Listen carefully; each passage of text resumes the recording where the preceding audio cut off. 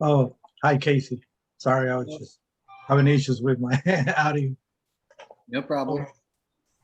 So I just saw you guys, or I just saw your website for the first time yesterday. As a matter of fact, um, I wanted to ask you. So, what is the difference between the Maslow and the Maker Mate? So the big difference is the z-axis, how Oh, it's controlled. mhm. If you look at the basic kit, etc., it uses the rigid router, and it has a screw that goes down into the rigid router z-axis control, the depth control, and it Mhm. basically turns that knob for you. For the M2 and the new 2021 M2, it actually has a proper Z-axis with the 8 millimeter screw drive and everything else on it. So, there's people out there that'll argue with you back and forth about the accuracy of the original Maslow or the basic kit or the entry level kit that MakerMade sells. But the reality is in my mind, if you're looking for z-axis accuracy and stability, bottom line is to get the unit, the M2, whether it's the older M2 version or the new 2021 M2. Both of those have towers on them that control the z-axis with stepper motors, and they're much, much, much more accurate and more reliable. Mhm. Okay. Another question I have: what's the take? I guess the tickets that I can use this router with. The like let's say the plywood can be like a 1 inch or higher, or does it have to be below, I guess, 1 inch? And so I know I use mine specifically on 3/4 inch plywood and 3/4 inch glued board. Mhm. I know I can go down to definitely 1 inch. I've never Okay. tried going thicker than that, but Uh-huh. uh, again, I take the bit and I put it all the way up until it bottoms out in my router. Uh-huh. So I'm sure if I didn't bottom it out in the router, I could get probably another 1/8 inch or maybe even a 1/4 inch off of that. Plus, you can buy longer bits, and that'll give you even more room. But you are limited by your Z-axis control, your tower Mhm. that is on there. So, uh, in a nutshell, probably between you'd probably be able to cut anywhere between zero, of course, you can just skim the top, all the way down to I would say maybe 1 1/4 inch reliably. Mhm. Okay. And it's meant for a eight. I mean, it's meant for a 4x8, right? It's a plywood, or The M2 will cut a 4x8 piece of plywood. mhm. It'll cut anywhere on there, Mhm. but you will have some accuracy issues on the bottom foot, 12 inch by 12 inch on a 4x8 sheet. So what they do is they sell what they call extended chains, 15 foot, and Mhm. people upgrade to the 12 foot top beam, and Mhm. that takes care of that issue. So if Okay. you want to cut a full 4x8, if you order the M2, order the chains, the longer chains. I want to say Mhm. they're $55 or something like that, but add those to that order. Then you'll Mhm. build the 12-foot top beam, and that'll give you accuracy on a 4x8 piece of plywood. Mhm. Okay. So I basically want to use it to make marquee letters. I don't know if you're in cabinets, because I just been doing everything, I guess, by hand without you know, a router, but I've been thinking about it. So is this something that you think I can use uh, to make cabinets and those marquee letters for my wife makes Yeah. me like Yes, I know it is because I've helped several people. I'm in the Houston area. uh-huh. Several different people have bought this for small party planning businesses, etc. They're on the Facebook page there. If you're not on the Facebook user group, the Maker Made Facebook user group, get on there. You'll Okay. see a lot of people on there that ask a lot of technical questions, how we do this. You'll see examples of things they've made, stuff like that. But Okay. I have one I have one group that came out to me about a month and a half ago, and they were having problems getting theirs set up, and they're cutting 2 foot by 4 foot marquee letters out of theirs, and they're making them for their party planning and all of that stuff. So they have the Mhm. little LED lights in them. That we finally got them set up. They're running. It's good. So I know it can do that. And me Okay. personally, that's Uh-huh. what I use this for, is making cabinets. A lot of the stuff I do is engineered spec drawings, and Mhm. I load them into the Makerverse, and I cut custom cabinetry out of it. So yes, Really? for Okay. all of your answers. Okay. Well, that's good. That's basically what I'm looking for. Um, let's see. If I can think of anything else. Oh, can you also cut metal with it or not? Um, so Real there's thin kind of aluminum. that's kind of a quandary. Some people have talked about cutting aluminum as long as it's thin material. Right. You can cut aluminum at specific speeds, Mhm. but keep in mind that the design of this isn't really for metals, because the sled slides across the cut surface. Yeah, so you can probably cut really, really thin metals. Most of it is people use polymers. They cut plastics, plexiglass, Lexan, things like that. Mhm. But You can't cut aluminum. We've done aluminum, but you got to be really careful. So there's two things too. So you got to make sure it's like a soft aluminum, because there's different grades of aluminum. So some people buy aluminum, and you can even do thicker. You can mill thicker aluminum, Mhm. because you don't have to, for aluminum, you don't have to have cooling, but you need to make sure you're using the right end mills, because technically that will work, but you want like a 4000 series aluminum. You don't want to be doing like a hard 6000 series or like a 6061 or anything like that. And you want to make sure that you're not just you're not using just a regular vacuum, because you're going to be vacuuming those metal shavings into it. So you got to be careful. So, so you might want to what I recommend if you're doing aluminum, put a compressor and put a blower. So blowing the shavings down away from your things, to vacuuming them into your dust extraction system or whatever. Yeah. Okay. Okay. Yeah, and if you have any other questions or anything, if you like a demo, just send me a message to support it. I mean, to Mike@makermade.com. Okay. On your resources, do you have any plans, anything like that, or I gotta make my own plans and then I guess download them into the software? Like what kind of plan? Like what you're gonna cut and stuff? Yes. Oh yeah, all that you have to design everything in a design software. Okay. They sell a lot of stuff also on Etsy. Oh, really? A lot of designs. Yeah, just look for SVG designs. They're anywhere from 99 cents to $10 or so. What's the name of it? On Etsy. Uh-huh. Yeah, Etsy. But look for who? You want to look for SVG files. Oh, it's okay. I got you.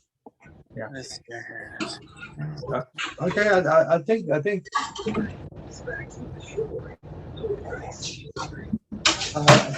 that's pretty much all the questions that I have at the moment.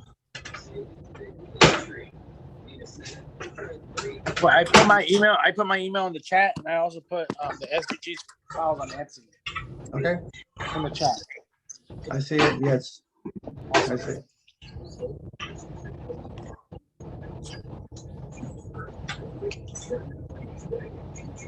What you working on there, Drew? It's still like paper towel dispensers. I signed up for a company, since I'm usually the janitor and everything. I signed up for a company that does, like, they come out, they once a week, they refill all your toilet paper, your soap, all your other like regular supplies. So I no longer have to be the janitor, and I no longer have to run the store. I spend like hours a month because we have so many bathrooms and so many offices. So I have to be the engineer, the janitor, the toilet cleaner, the babysitter. Say hi. Hi. So working on that. I always like hearing what people are talking about, the different things they're doing. I love hearing Casey's input. Casey always has really good input. So, Oh yes, always. I love the power drill.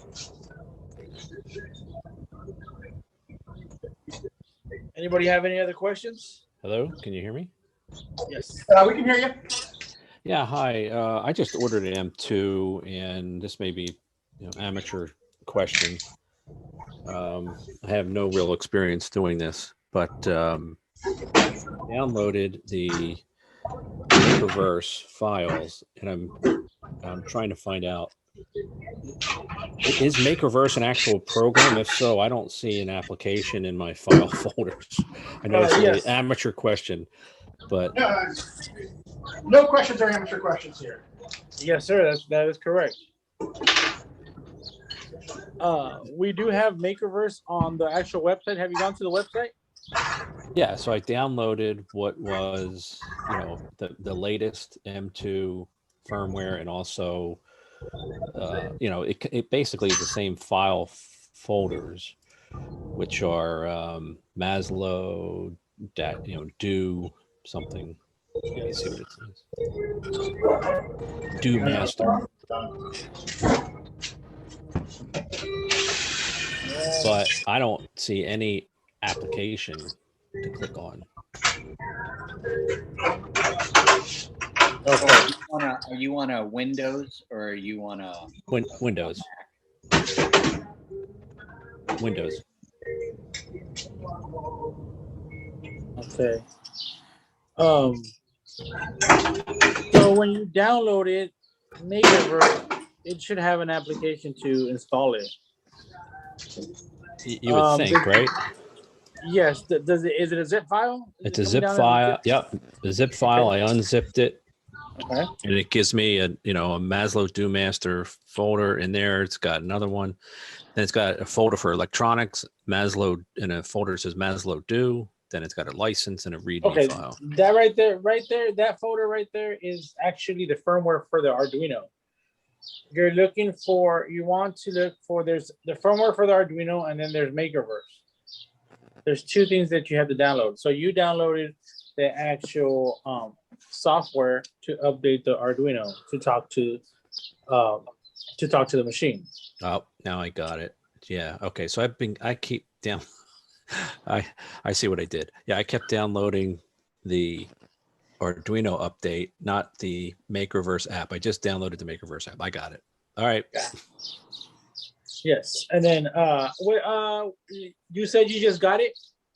I just ordered it. Okay. I didn't Okay. get You it. just you just ordered it. Okay. Yeah. As soon as you get it, if you just ordered it, then everything should be up to date when you get it. So everything should be good. The firmware is usually for people that had older Maslows and are just getting them, or some people that have ordered their Maslow like a year ago and they've never opened it up. They don't have time, which is, I completely understand. Some people don't have time. Right. Yeah. There's a new function you can turn in Makerverse where it automatically checks for updates. Chris just updated that, I think. On Makerverse? Yeah, is that still the beta version, or is that actual the full push we did? Where I'll check for firmware updates and anything now on Makerverse. And if you have any issues, when you get your machine, if you need any help, just go ahead and send us a message to support@makermade.com.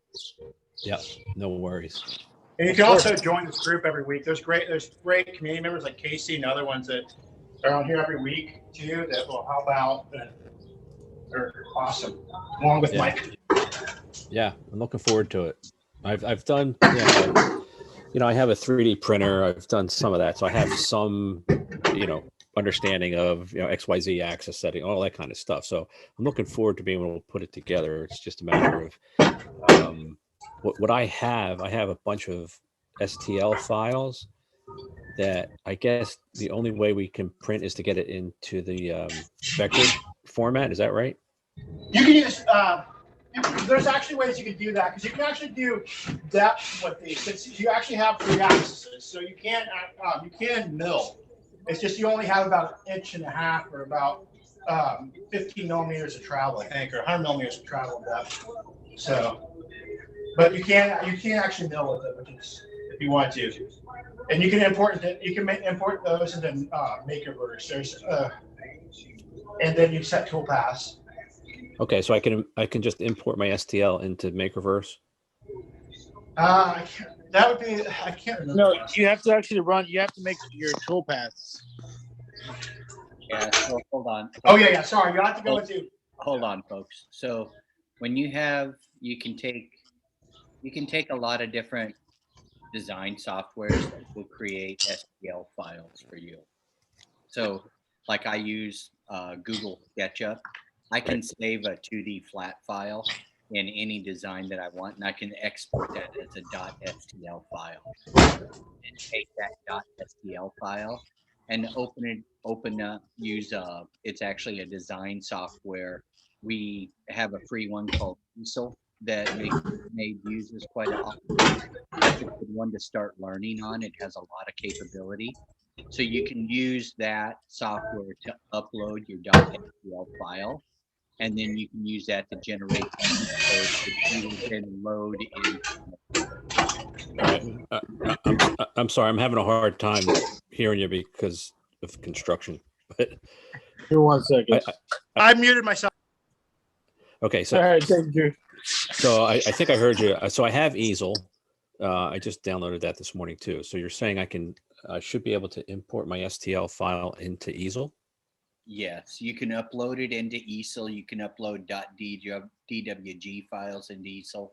It takes several different formats. So you load it into Easel, and then in Easel, you can go ahead and then use whatever you have. You adjust your settings, you adjust your tool paths, you adjust your depths, your bit size, the positioning, the 0, 0 positioning on your work surface. That's all adjusted in Easel.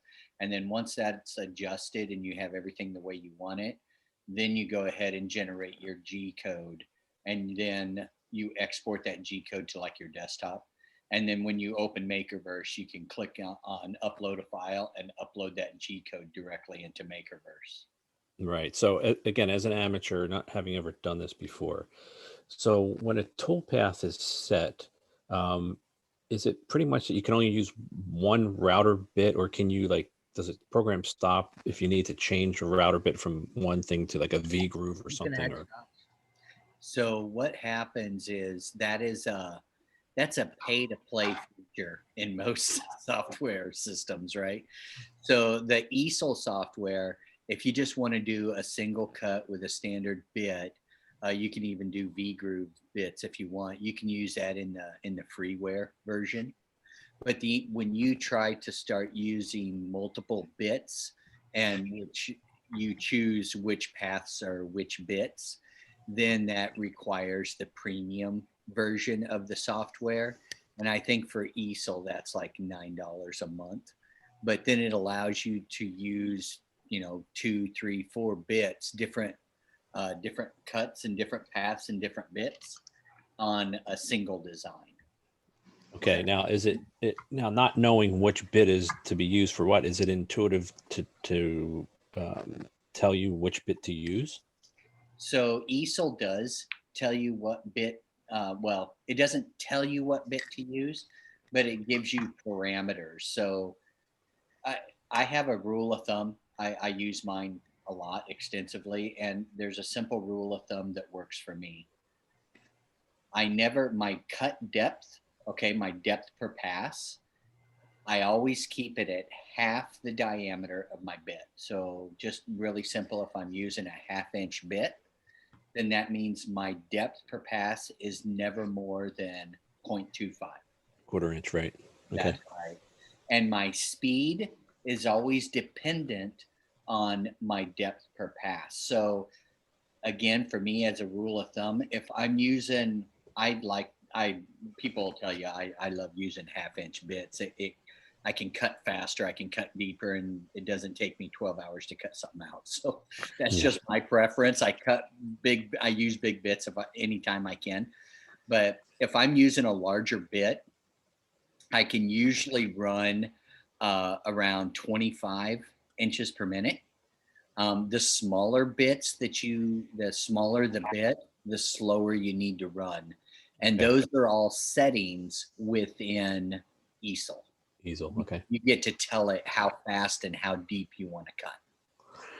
Well, I am looking forward to it. I'll probably take a couple weeks here to get it set up and then mess around with it before I come back. But this was a lifesaver today because I just happened to look and see that the Zoom call was actually right now. So you answered a ton of questions for me, and they've taken me weeks to do. No, it was nice to. Sorry, Mike. send the supporter info by any chance? I'm sorry, I didn't hear that. Oh, did you send a support message? I did. So I was just going to get back to them and say, don't worry about it. I got the Was answers. it your email ending in 1111 111? Yes. All right. Okay, I got it right. Yeah, it's a good Mike. Mike's the guy that the guy. Yeah. So disregard that, Mike. Awesome. No. I'll go ahead and put it in my notes here. Thank Awesome. you. Yeah. No, All you right, don't guys. have to move on. It takes a little bit of learning curve, like 3D printers and everything else, all these machines. But they've done an amazing job of really doing design, the software, and if you meet like the team that behind it is really the one thing I love about the Mazda's, because I have like this our 3D printer room. We have probably 60 3D printers in our 3D printing room, and then our milling room, stuff like that. And I have machines I really like because just the fact that the support on them. There's the ones in MakerMade.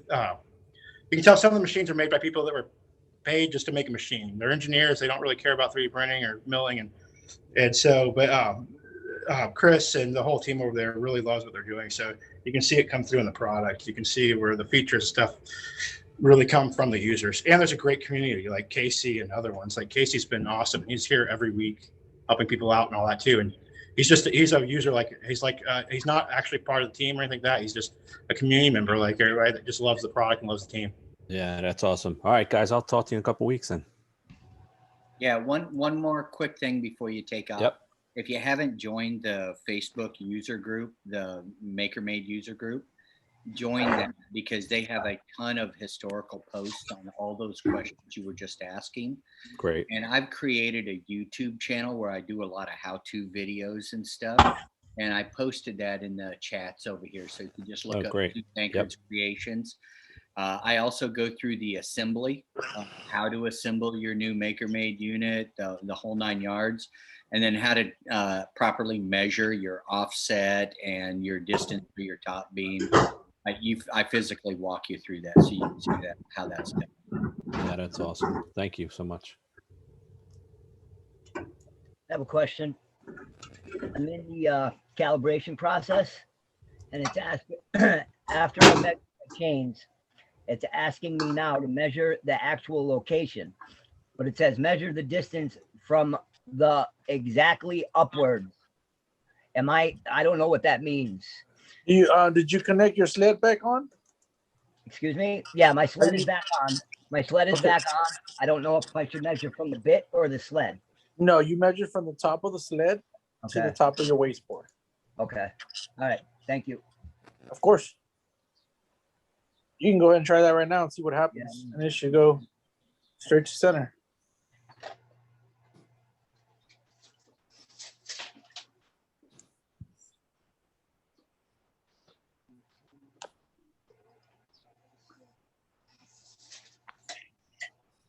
I see Dustin on here. Hey, Dustin, any questions or comments today? Hey, nope. I'm just listening in. Just lurking in the background, huh? That's right.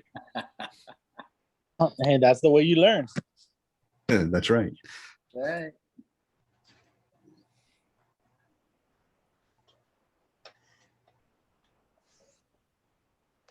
Any other questions, comments, anything anybody wants to show what they're working on or Concerns?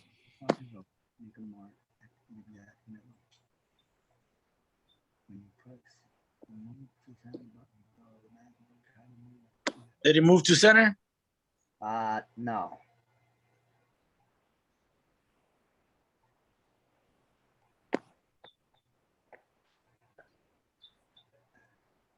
It's kind of weird. It's telling me to.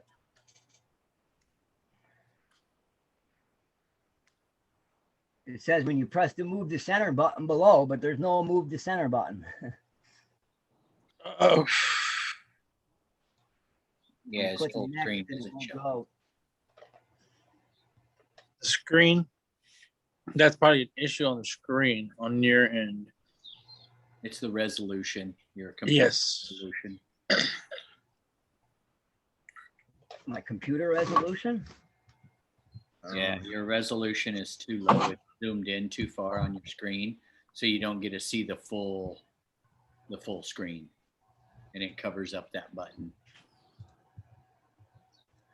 I can see the bottom of the page. I see previous and next. It says, Or exactly- next. Hold on. Hold I- on. I- click next and it didn't go nowhere. I'm clicking next and it's not moving off this screen. And the wording is messed up and I don't think it was.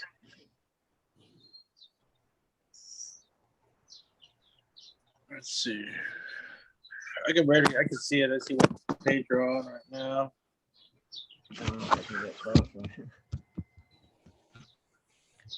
So how about if you go back? Previous, can you go back? All right, let's see. Measure actual location. Yeah, it's asking me to measure actual location, but it's not giving me any place to put that measurement. It says measure the distance from the exactly and press the tape measure firmly against the sled or clock. Hey, do me a favor. Do me a favor. Go ahead and open up a window browser and type in the word AnyDesk, ANYDESK. It's a remote server. AnyDesk. Yes. Okay. And just go ahead and download it. Yeah. Open it, look for it on your web browser. Yeah, where? Or you can just go to anydesk.com in general. There you go. Just go and download it. Install it real quick. It won't take more than a minute or two. Okay. As soon as you get that, give me there's gonna be a 9-digit number. Go ahead and give it to me.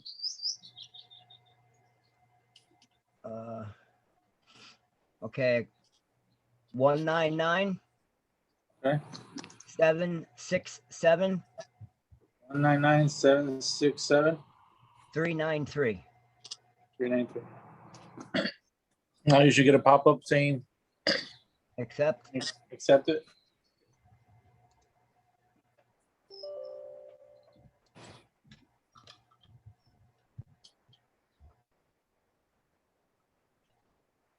All right. Make it worse. Crazy.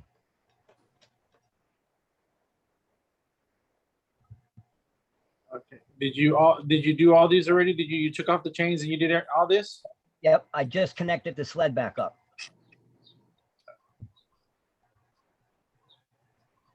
I put a call in the day before yesterday too about my Z-axis not working. Okay. To But- support? Yeah, through support. But I this morning I came down and wiped my settings, and once I wiped the settings, I got control of the Z-axis again. So I was running through the setup process again. I haven't been able to cut anything yet. I just got it up and running. I see it's not actually, you can go to that step.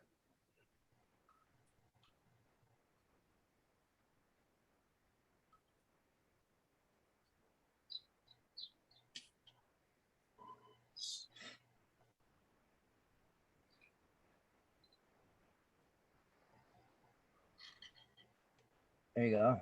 Go ahead, put the number. 17, I think it was 17 3/4. Oh no, 19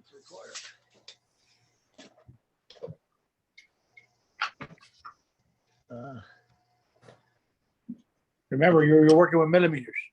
You got tight now. Well, it's 19 3/4 inches. I usually have mine set to inches on the bottom. Okay, go ahead and put it. All right. It's not letting me type. 19.75.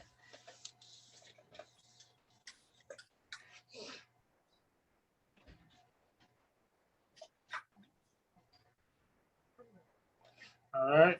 We're gonna go ahead and to center. All right. You should get close to center. It's close. Yeah, it's close. There you go. And All just go ahead and do the measurements here and then finish apply and then do your edge calibration. Okay. Thank you very much. Yes, of course. Any other questions, anybody? I'm gonna go ahead and log off your system. All right. Okay, thank you. Of course. Yeah, baby. All right, everybody. That's just if you ever call into support or anything like that, that's how I log into your system to try to assist you. Very cool. Hey, Sam, how you doing?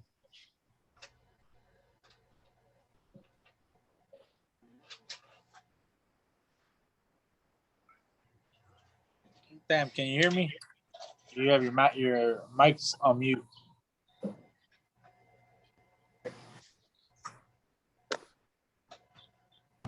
Hey, Casey, what part of Houston are you in? Part of Houston. I'm up in North Kingwood. North Okay. part. I was gonna fly. One of my friends. I was gonna fly. He was gonna let me fly it. He got a new plane. He was letting me fly it. We're gonna fly to Katy. So I might try to fly. I might fly up to your area and try and just see.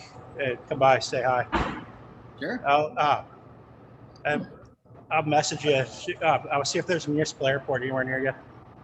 Fly to the Valley. I'm right here. There's a municipal airport right here. I think. I'm coming. I actually think I'm coming down tomorrow. To On the Valley. plane, or you're gonna drive?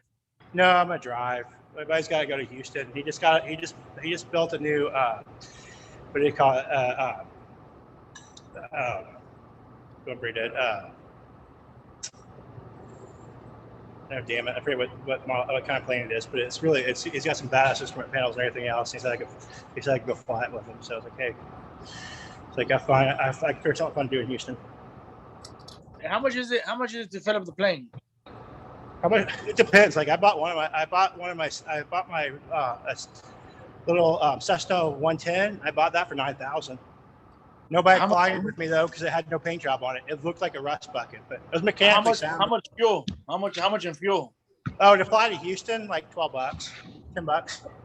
It's free. It's free. And in fact, you get as long as you spend $20 on gas, you get a free rental car. You get a concierge cars.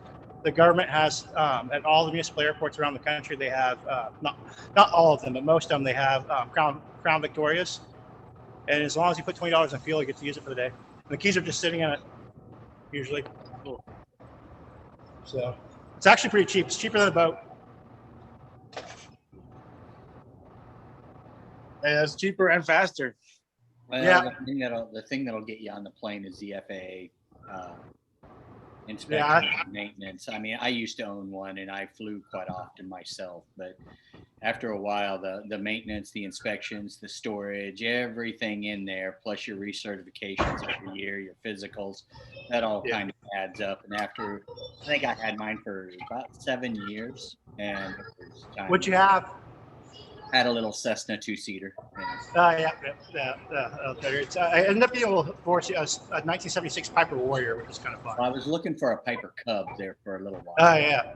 I mean, like I said, it got to be more expensive. And to your point, I actually ended up selling that, and I did buy a boat. But it's what's funny though is the planes though. So because it's not bad for like you can get a nice hangar here for $500 a month, so cheaper than a slip. And then what do you call it? What I did for the maintenance is we ended up just setting up an LLC and splitting it. Before my friends, we ended up just splitting it, and so like the boats, I lost money when I sold the boats. I finally just sold my last boat about a month ago, and the planes they sold for what I paid for them. As long as you maintenance them, they sell quick. Yeah, you got to keep all your records, every damn record. Yeah. You let me put it this way. You can go, Mike. You can. It's like a boat. You can buy a cheap one, and you can go in cheap, or you can buy like the nice one I had. The Piper Warrior was $40,000, and but that was the most expensive one I had. But there's people that would spend $40,000 on just the control panels. So it depends. And this thing was like, my trim was literally a bungee cord holding it for a while because it was. So it depends, but. Yeah, I want to buy like a little yacht, man. Either a little yacht or something. Honestly. Yeah, you can. I don't know yet, man. I'm already itching. You know, I want to spend a little. My brother bought my big boat. It's sitting in Port A now. I got a slip in Port A, sitting down there. So we can go take it out. It's a 36 foot. Yeah, I want something like that. Yeah, it's fun because it had two bedrooms, a bathroom, a full kitchen, and I put that in motion satellite TV, which ended up being pointless after a while because of Wi-Fi. I love to fish. I love to fish. I love to fish. So that's my thing is I love fishing. Yeah. But yeah, anyways, I'm excited because he got a really cool one, Casey. It's like, it looks badass. Like, I think he spent $100,000 just on his, it's like got like 12 or like, what do you call it? Like all these screens, but it's got 4 main, like 20-inch touch screens on the front. It's so badass. Like, Yeah. whoa. Now, I didn't own a boat like that. I had a 26-foot pontoon for the Oh, family. that's awesome. I have a large family of 5. So that was That's kind of what- the reason for getting rid of the plane. Was mine was only a 2-seater. What the hell? You got a family of 5. It doesn't really do you a whole lot of good, right? Without spending $100,000 for a new plane. That So was the we ended up problem. getting a boat. Yeah, we ended up getting a boat. We got the pontoon. We still got the pontoon, but we do a lot of camping and stuff. And I have a 20-ton sailing master license. I took some Oh, classes wow. down there for it took about 4 years down in Galveston because I love sailing. It's not necessarily motor sailing. I love just sailing. And that's kind of my retirement plan. Me and my wife want to get something like that. Dude, you read my mind. You read my Well, what's mind. cool with the That's Mazda exactly is right. like we can fabricate so many parts of the boats. Is one thing I have a lot of friends that I fabricated a windshield that was too big for my laser, so I ended up milling some plexi to replace a windshield on one of my friend's bass boats, and then I just heated it, baked it, and folded it. And then we had some seats we needed to remake, and so we were able to just cut the new boards for the seats. I mean, the Mazdas are perfect. If you have a boat or a plane, they're like the perfect tool for making parts for them. Yeah, I mean, growing up, I lived on the water, and even in my professional career, starting out 20 years ago, I was a subsea diver. So I lived on boats for 15 years, and it's just something I love. So I think when I finally roll into retirement, me and the lady are looking at getting a sailboat and just putting the house up for rent and having at it, right? It'd be fun. Like I was afraid, so I got the 36 footer because I was like, it was set up for saltwater, so it had dual Bravo 3s, and then it had with the stainless steel props, and it had so the guy I bought it from had set it up for the ocean, and I was gonna take it down from Corpus to New Orleans down the shipping channel. But I was always afraid because I was just nervous because some of my friends he's like, the barges are gonna wash you up on sandbars all the time, and you have to wait for another barge to wash you off. And I was like, great. And then one time I dropped the anchor at 100 feet over in Canyon and got stuck because I had the windlass on it. I got stuck on a tree. I had to wait till the next morning. It had a generator and AC and all that stuff, so we just stayed on it the night until I had to get somebody to come out with bolt cutters. I had to cut 100 feet of chain, which was painful. And so I never from then on, I rarely use the windlass, especially in the lakes. Yeah. But yeah, I don't know. It's kind of fun. But yeah, the Mazda, part of the reason why I really wanted the Mazda was to redo an old boat that one of my friends gave me. And so I had to redo all the seats and everything else. All right. Well, are there any other questions, any thoughts, any ideas? Anybody out there? I think we only have Justin and Cal 96. Cal on here, yeah. I'm good still. You guys helped me out. I was stuck without my Z-axis, but I got that back. So I'm just going to keep running through the process. Yeah, it takes a little bit, but once you get it down, the nice thing too is one thing I love about these machines is like my son's learning them now. My 15-year-old son's starting to learn them, and then and I just have him playing. I'm like, look, there's some basic things. Here's what to do not to catch no fire and break in. You're gonna break in mills. You're gonna screw things up. I've stretched a spring. So far, the good news is now I've got him all calibrated for him, stuff like that. He'll hit soft limits at least. But yeah, the best thing is to play. And the nice thing with these is since you're building it, you're tuning it and everything else, unlike some machines you buy pre-built that just come out, get dropped off, you get to know your machine inside out. And so that first month or two of just really getting to use it, it really pays off in the long run because you'll know how to tweak it. Then there's also, like, you look at how Casey's modified some of his and some other things, you can put spindles on them. There's a laser attachment now. There's all kinds. You can do so many cool things. Yep. And that you couldn't do with the other ones. Right. No, that's why I chose this one. So, and then the help with it, I knew there was a big community with the Maslow and stuff. So I'm I glad like your got- shop. Thank you. Just my little garage. Yeah, that's perfect. What-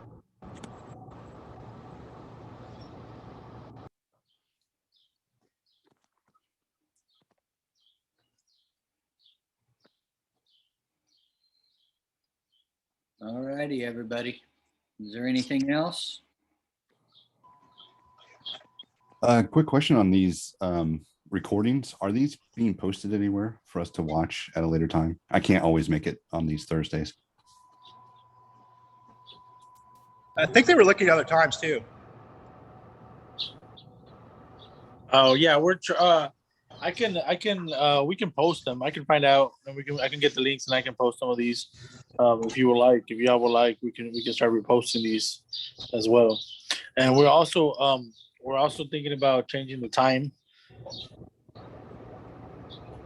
for a few of these. So I'm probably gonna put a post up here shortly in regards to different times. That way people can pick. That way we can more or less see what everyone's availability is for the most part. And so what do you think about that, Drew? I'm up for it. I enjoy these. It's a good little community and stuff like that. So it's always fun, especially like with Cal. Like I like when hearing new people come in because there's things too. Like you'll learn, or you just see all kinds of new things you get from different people. But it's just Hearing what they're I don't know. I going. think that's part of the whole makers always like being around other makers anyways. It's so. What are you printing there, Casey? What's that green thing? Oh, this.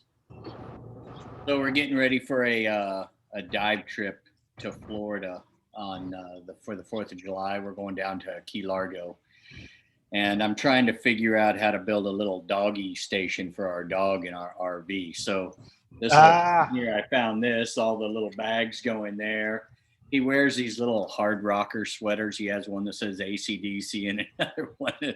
So he likes to wear his little sweaters, and then of course hooks down here at the bottom for his leash and his harness. So just That's some cool. place in the RV to keep everything for the dog in one shot, you know? Man. You know what's fun? You got to play with. You're using a Prusa up there, right? Or is No, that Creality? I've got a Creality. Reality. I'm doing a lot of resin because I need stuff for high temp and high strength. So I got some the Anycubic too. So my main one now I've been using is the M300 for my FDM, but for the resin, man, it's so fast with resin. I can do like a print like that. You're talking 30 minutes, 45 minutes. Really? Yeah, like, with no sport, anything. Like just, it's so fast. What takes me 10 hours on a FDM, and then it can handle massive temperatures. I put a map. I pick one of my map torches to my resin prints, and it doesn't phase them. Huh. So it's kind of interesting. So we start having some fun stuff. Play with some of that poly-tough resin, and the Anycubics now are like $500. Yeah. They're badass, and they do big. They'll do 10 inches by 10 inches. That ain't too bad. Yeah. Not at all. I mean, the Creality I have is I want to say it's 9.5. It's 300 millimeters by 300 by 15 millimeters tall. So it has a pretty good sized build deck on it. I have a huge Creality. I have the CR10 plus. That's 24 inches by 24 inches or whatever. Yeah, the big one. It's such a nightmare though, because man, like I even have the BL Touch and everything on that thing. But shoot, the problem with that is this thing is, well, right now I screwed up the firmware, but I have to reflash it. I'm at the JTAG again to reflash it. But yeah, this guy. Yeah, I was actually looking at that. I'm glad you got one of those. What do you think about it? It works good. Definitely get the BL Touch on it. Let's see if I can move the camera here. Oh, here. I've got my little cart. But yeah, definitely get the BL I don't know if I get this thing to zoom down. Definitely get the put the BL Touch on it. But I actually really love what they did with the M300. They did an amazing job with the M300, but those Anycubics are the resins, so I love the resins, man. If you need fast, just make sure you get a mono, because there's ones that use color LCDs versus mono LCDs, and so the LG Mars Pro and the Mono X but man, it does large build sizes, and it does amazing detail. Like, I mean, stuff that you couldn't print with an FDM. Like, it's hard to tell with this one because it's thing, but you can like, there's little tiny details that in the face. Yep. And they're just, the resin is just awesome for certain things. So, Yeah. but I have tons of maker bots. Everybody gives me their maker bots. They're like, I hate these damn things. So I've rebuilt so many damn maker bots, but I don't know. I really like what they did with the Maker Made though, because they took the best of the Creality and the CR, they integrated the Octoprint into it and everything else. So it makes it nice. But yeah, that one looks okay. It's the CR, the S5, the CR10 S5. But yeah, I don't know. It's good. It's a dual axis. Dual Z, so at least it's. Yeah, I have the CR10 S V2 Pro, and Oh, it yeah. has all the auto leveling and all of that. And hell, I'm picking those up now for around $390, and mine is a workhorse. I'm not kidding you, it runs all day, all night, and it has for several months, and it just keeps going. I mean, I have to replace the print bed every now and then because it's my own stupidity. I run the nozzle into the bed or something like that. Yeah, I mean, a bunch of that there. Oh, sorry. Yep. No, it's we have upstairs. We have one of the God, I can't think of the name of it right now. It's one of the super expensive ones. One of my friends gave me. It's like, but it's using 3mm filament, which is kind of nice. So it's got 3mm. So for really large prints, so much faster. Huh. But what's crazy though, I need to get a heated chamber. So I have some homemade heated chambers, but I have 800 pounds of ABS.